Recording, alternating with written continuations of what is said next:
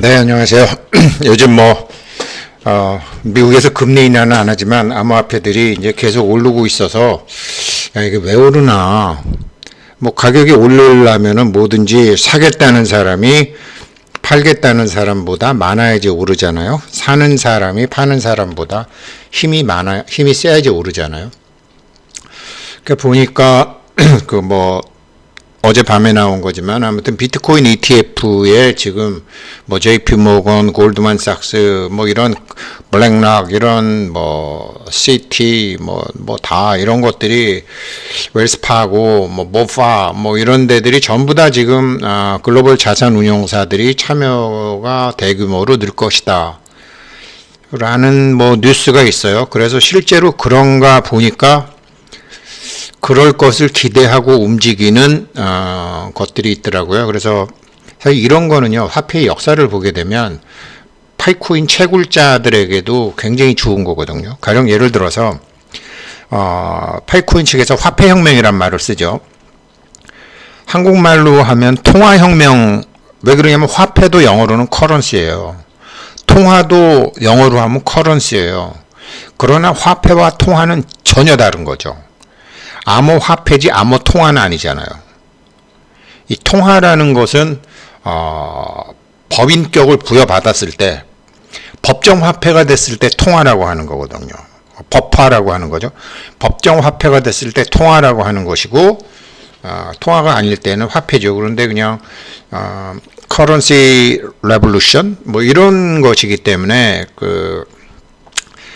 파이코인 측에서도 화폐혁명이지 사실은 통화혁명은 아니라고요. 그런데 이러한 모든 움직임, 그래서 이더리움이 엄청나게 오늘 또 많이 오르고 리플도 오르고 이제 5월 달에 이더리움도 ETF가 될 것 같다라는 소리가 오르니까 이더리움이 오늘 3,000불도 넘어가고 이런 것이 어차피 지금 파이코인 채굴자분들에게도 굉장히 좋은 호재예요. 돈의 역사를 보게 되면. 그리고 이런 것들이 좀 갑갑해도 이렇게 보고 이게 나중에 웃는 놈이 진짜 웃는 놈이잖아요. 그래서 한번 화폐 역사 말씀드리면서 최근 뉴스 말씀드리려고 합니다. 그러니까 지금 이제 이런 글로벌 자산 운용사들이 이런 비트코인 ETF에 참여한다라는 뉴스도 좋고, 저는 이거죠. 그러니까 미국 은행들이 미국 증권거래위원회 암호화폐 회계 지침을 제발 좀 바꿔달라. 왜 그러냐면 우리도 좀 연세 드신 분들은 IMF 때 우리나라 부채 비율을 200% 맞춰라 주관하는 거죠. 가령 예를 들어서 마이너스 카드 같은 것도 다 은행에서 자기가 마이너스 카드 쓸 수 있는 것도 은행에는 그게 부채로 잡히죠. 저도 마이너스 카드가 있는데 그거 안 쓰니까 계속 줄이더라고요. 왜 그러냐면 은행에서는 그게 부채로, 회계 기준상 부채로 잡히니까. 근데 현재 이제 미국 왜 이렇게 비트코인 같은 거 사고 싶은데 왜 못 사냐면 암호화폐는 은행에서는 부채로 잡히거든요. 그러면 자기네들 부채가 높아지고 재무 건전성이 나빠지기 때문에 지금 안 된다. 그래서 지금 미국 은행들이 미 증권거래위원회 암호화폐 회계 지침을 바꿔달라. 이게 실제로는 암호화폐가 오르는 가장 큰 이유죠. 이게 왜 그런지 역사적으로 한번 설명을 드릴게요. 파이코인은 다행히 지금 아직 상장이라든가 이런 게 아니기 때문에 출렁거리지 않으면서 공부하실 수 있는 아주 좋은 기관이죠. 이 회계 지침이라는 거 굉장히 중요하죠. 인간 역사는 화폐가 지배해 왔는데 이 화폐 혁명을 하겠다는 파이코인이 지금 어디쯤 있나. 파이코인 제가 이거 영상 준비하면서 한국 돈으로 한 42,600원. 근데 IOU 가격이지만 정말 코인이 얼마나 허접한 코인들이 많냐면 그 IOU 하면서 파이코인이 여기죠. 여기죠. 이렇게 지금 하고 있지만 이게 몇 개 안 되잖아요. 6,800만 개 갖고서 지금 이렇게 IOU 가격에서 이제 거래소들이 지금 파이오니어들을 유혹하고 있는 건데, 지금 6,800만 개, 680만 개인가요? 정확히 다시 봐야지. 6,800만 파이네요. 6,800만 파이 가지고서 이제 자기네들이 이제 하는 건데, 이것만 해도 암호화폐 2,975이 3,000이 안에 들더라고요. 시가총액 30억 정도로요. 지금 오픈 메인넷도 안 되는데 그러니까 참 허접한 코인들이 굉장히 많죠. 근데 돈 벌기는 허접한 코인이 좋죠. 왜 그러냐면 1원에서 5원 가는 거 너무 쉬우니까 돈 넣고 돈 먹게 하는 사람들은 1원짜리가 5원만 가도 이거 500% 오르는 건데 언제 비트코인 5배 오르고 뭐 언제 이더리움이 5배 올라요. 그러니까 아는 놈이 모르는 놈 등쳐먹기는 잡코인 뭐 이런 거 해갖고 뭐 다단계 이런 거를 펌프질해서 훌라다다당 해먹는 게 제일 빠르죠. 그런 게 너무나 많다 보니까 상장 6,800만 개 상장해가지고 파이코인이 3천이 안에 들더라고요. 뭐 참 재밌는 세상이죠. 이런 거 뭐 좋다 나쁘다를 떠나서 이제 쭉 공부를 해보면 되는데 이 파이코인은 뭐 나름대로 제대로 하고 있다라고 제가 계속 말씀드리지만 어떤 면에서 제대로 하고 있다라는 건지 한번 뭐 오늘 말씀드려 보려고 합니다. 비트코인을 제가 이제 보니까요. 비트코인이 뭐 7천만 원 넘어서기도 하고 이제 5만 달러도 지금 돌파하고 이렇게 됐는데요.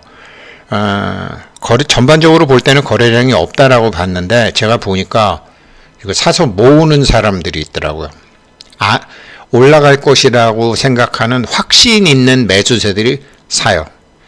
그 다음에 확신 없는 개인들이 팔더라고요. 개인 투자자들이 굉장히 많이 비중이 늘었다고 하죠. 이제는 움직이니까. 그런데 올라간다 못 올라간다를 떠나서 제가 나름대로 보는 방법이 있는데 매수세는 알고서 매수하고 매도하는 사람은 모르고서 그냥 시장 흐름에 따라서 파는 그런 것이다. 확신 있는 매수세가 있기 때문에 이거는 어느 정도 강하다. 더 갈 수 있다. 지금 그렇게 보여집니다.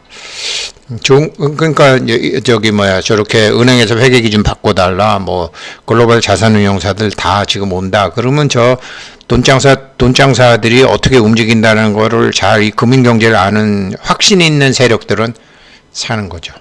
가격 불문하고 어느 정도 물량 확보에 들어가는 거죠. 이더리움도 뭐 3,000불 넘었다가 왔다 갔다 하는데 많이 올랐죠. 여전히 이렇게 거래량을 보면 크게 눈에 띄지는 않지만 오르는데 이것도 제가 요거는 이제 주 단위로 보는 거고요. 그 다음에 요거는 이제 4시간 단위로 보는 건데 이더리움도 4시간 단위로 보게 되면 올라갔다 내려오는 게 아니라 아는 사람들은 세게 사고 모르는 사람들은 잔챙이들이 많이 파는 그런 단계더라고요. 나쁘지 않더라고요. 그래서 왜 이렇게 올라? 라고 해서 보니까 이런 뉴스들이 17일 날 미국 은행들이 이런 걸 했고, 그 다음에 어제 이런 글로벌 자산운용사들의 움직임이 있었더라고요. 이런 게 어떤 의미를 갖고 있는지 차근차근 설명해 드릴게요. 그래서 비트코인, 파이코인도 44,000원 선까지 갔다가 오늘 하루에 놓은 것만 봐도 그냥 이것도 어차피 거래소에서 뭐 무식하게 그냥 아무렇게나 하는 게 아니잖아요. 어떤 기준을 갖다 놓고 이제 하는 건데 그래서 이것도 뭐 이렇게 왔다 갔다 가격이 하루에도 왔다 갔다 하는 이런 게 있더라고요. 이쪽에서도 이게 이제 다수의 힘에 기대서 인정을 받으려고 하는 거죠. 파이코인이 트위터에서도 벌써 뭐 이렇게 300만도 넘고 아무튼 사람들이 관심이 굉장히 많은 거니까 이 다수의 힘이라는 게 참 허망하기도 한데 다수의 힘이라는 것도 무시 못 하잖아요. 오늘 보니까 지금 보니까 뭐 이강인 선수가 뭐 영국으로 가서 손흥민 형한테 이렇게 사과를 했더라고요. 그러니까 다수의 국민들이 그걸 원하고 또 그러다가 보니까 하는 거지. 이 다수의 힘이라는 게 참 중요하긴 하잖아요. 그러니까 비트코인이나 파이코인을 보게 되면 여전히 이게 다수의 힘에 의해서 하는 게 많은데 이게 이 사람들만 그러냐? 역사적으로 다 그랬다라는 거죠. 화폐가 어떻게 시작했는지 이게 인간 역사라는 것은 돈에 의해서 만들어진 것이 굉장히 많고 지금 뭐 러시아하고 우크라이나 결국은 자원 때문이잖아요. 다 돈과 관련된 것이잖아요. 미래의 돈, 현재의 권력, 이게 관련돼서 한 거 아니에요? 그래서 처음에는 뭐 금덩이, 은덩이, 포목, 이런 거로 하다가 화폐가 이제 언제부터 시작이 되면 상업이 발달되면서 시작했죠. 그래서 뭐, 그냥 역사적으로 문서에 기록된 역사로 보게 되면은 기원전 6세기 튀르키예, 그러니까 터키죠. 터키에서 이제 주화 동전을 만들었다라는 것이 이제 발견된 주화 중에서는 가장 오래된 거죠. 그러다가 통화라는 것이 만들어졌죠. 제가 화폐와 통화는 다르다 그랬잖아요. 그러니까 통화는 국가가 가치를 보증하고 강제적으로 유통시킨 거니까 화폐와는 다르죠. 암호화폐라고 하지 아직 암호화폐가 통화가 된 건 아니잖아요. 통화와 화폐는 다르다. 영어로는 다 커런시지만 사용할 때는 대문자, 소문자로 사용하기도 하고 다 다르다. 그런데 이제 아라비아, 페르시아 제국이 생겼을 때 그때 법적으로 강제한 세계 최초의 통화가 기원전 한 550년 전에 있었다라는 거죠. 그렇지만 뭐 페르시아 제국 망했고 중국이 한 기원전 3세기 전 때 이제 그 반량전이라고 그래갖고 진시황 때, 뭐 진시황 한 15년밖에 못했잖아요. 그러니까 한 2000년 전이지만 이제 그때 있었고, 뭐 우리나라도 고조선에 이거보다 훨씬 먼저 있었지만, 역사학에서 문서의 힘에서 우리가 뭐 처지니까 고조선이. 또 중국이 이제 진시황이 뭐 이럴 때 했었다. 자, 여기서부터입니다. 이슬람 세계에는 유목민답게 이렇게 말을 타고 이동을 해야 되니까 저기 뭐 중동이라든가 아프리카라든가 나중에 심지어 저 인도네시아, 말레이시아 이런 데까지도 그냥 완전히 글로벌하게 움직였잖아요. 이슬람이라는 게. 지금 저 위구르 지역이라든가 뭐 이런 데까지도 다. 그 금과 운이라는 그런 불편하고 도난의 위험성이 있는 것 대신에 어음과 수표로 신용 경제 확장을 해가지고 이 무게나 이런 부족한 통화, 금, 은 이런 것보다 통화를 신용으로 하는 거. 이걸 후세 어음혁명이라고 했죠. 어음혁명. 그 무거운 거 가지고 그렇게 전 세계를 할 수가 없잖아요. 이 어음혁명, 어음을 이렇게 했어요, 처음에. 그 다음에 이게 이슬람 어음이 이게 지중해에서 아프리카로 이렇게 쭉 뭐 중동으로 이렇게 아시아 끄트머리까지 이렇게 지중해 상권에서 하다가 이게 이태리 지중해 이태리에서 자리를 잡게 되고 이것이 유대인 상인을 통해서 식민지 등 정벌 한다고 돈이 부족했던 네덜란드, 영국, 스페인, 포르투갈 이런 데다가 이제 확 정해진 거죠. 지금 암호화폐는요. 2단계예요. 4와 5단계예요. 다수의 힘에 기대해서 국가가 아니고 돈 있는 사람, 실제로 쓰는 사람들이 지금 요 단계라고요. 요 단계. 그래서 비트코인은 이거로 일찌감치 자리를 잡았고 파이코인은 이거를 하려고 그렇게 뭐 커머스 앱이니 뭐 결제 매장이니 뭐 웹 지갑이니 해가지고 사람들이 실제로 쓰게 하려고 애를 엄청나게 쓰고 있는 거죠. 이렇게 자생적으로 비트코인처럼 그렇게 어떤 필요한 사람이 썼던 게 아니라 지금 막 쓰게 하려고 하는 거죠. 마치 그 진시황이 반량전을 써라. 성공했죠. 우리나라 대원군은 실패했죠. 페르시아는 성공했죠. 이게 많은 나라들이 이걸 하려고 그러다가 실패를 했죠. 근데 파이코인은 법정화폐를 노리는 건 아니지만 이렇게 이슬람이라든지 유대상인이라든지 네덜란드라든지 영국이라든지 그러면서 금융이 전해지지 아직까지 완벽하게 되지도 않은 저런 이제 전 세계까지 하겠다라고 야망 그런 원대한 꿈을 가져서 사실 거기를 가고 있는 거죠. 파이코인처럼 시장에서 자연스럽게 필요성에 의해서 생긴 게 아니라 수요를 창조하고 있는 거죠. 그게 제가 어제 말씀드렸던 이제 존 스튜어트 밀 같은 사람이 대표적으로 얘기한 게 공급은 수요를 만든다라는 거거든요. 그래서 지금 200몇 개국에다가 파이코인을 공급하는 거예요. 공급이 수요를 만들게 하려고. 그래서 그렇게 결제 매장 만들려고 하는 거 보면 지금 파이코인 하는 거 보면 화폐의 역사를 잘 볼 수 있죠. 그게 성공할지 성공하지 못할지는 지켜봐야 되지만 과거의 이슬람 상인들, 영국 상인들, 네덜란드 상인들이 했던 것과 형태만 다르지 똑같다. 이게 되면 나중에 영국과 프랑스가 전쟁하면서 영국에서 이제 국채라는 거를 발행을 했죠.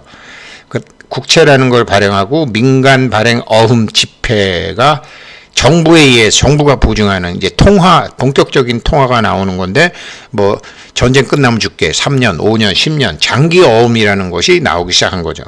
이런 것이 이제 뭐 비트코인도 뭐 반감기가 언제 끝난다. 파이코인도 뭐 5년 후, 10년 후, 뭐 30년 후 뭐 이런 소리가 나오는 것이 일종의 장기 어음의 성격을 갖고 있는 거죠.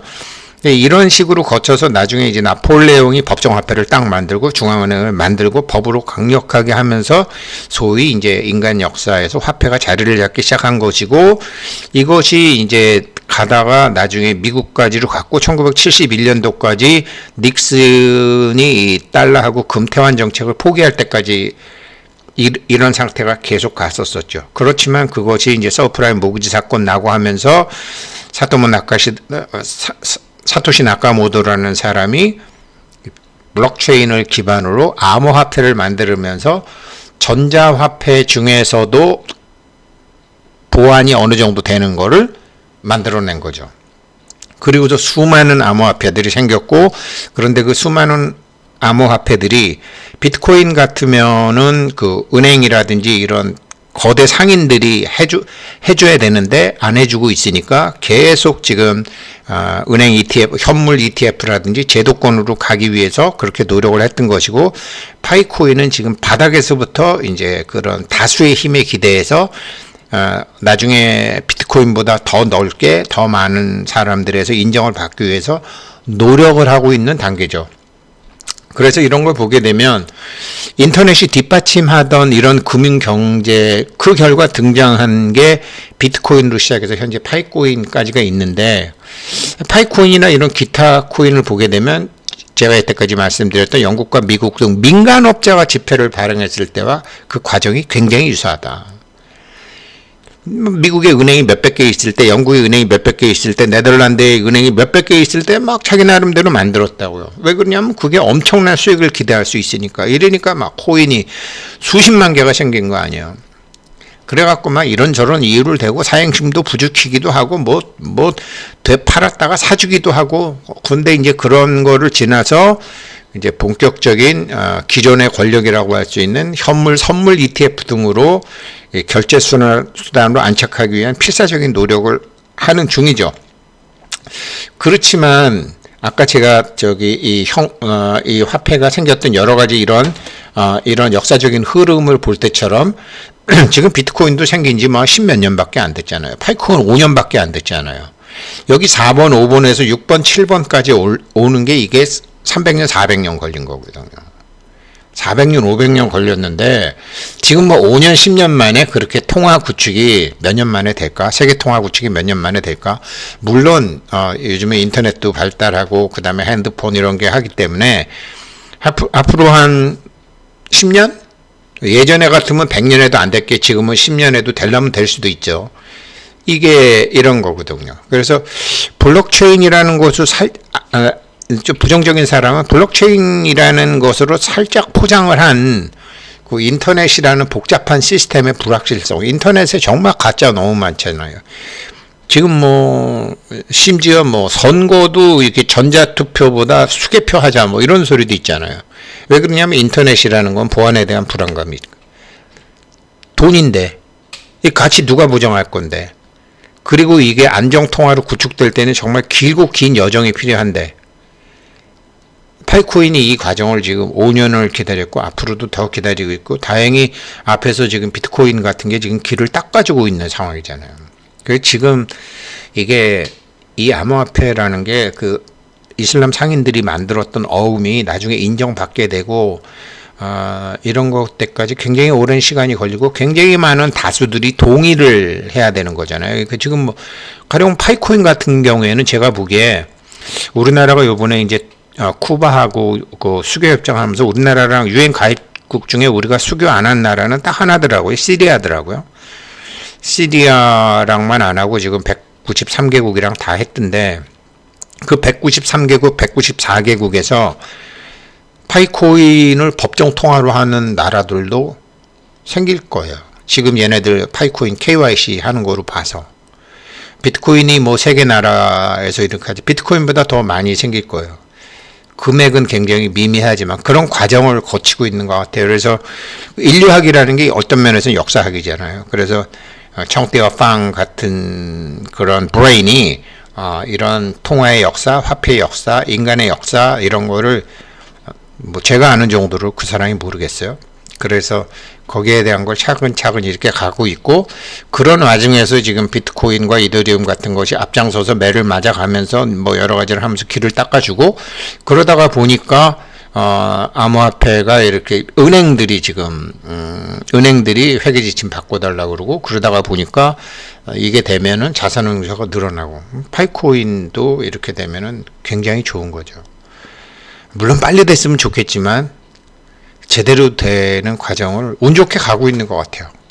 파이코인 채굴자한테는 호재지만 파이코인 거 스캠이야. 나 그런 거 안 해. 이런 사람들은 나중에 비트코인 했는데 안 했던 사람들처럼 후회할 수밖에 없겠죠. 그래서 제가 맨날 복 있는 사람이다 그래요. 복 잘 지키십시오. 화이팅!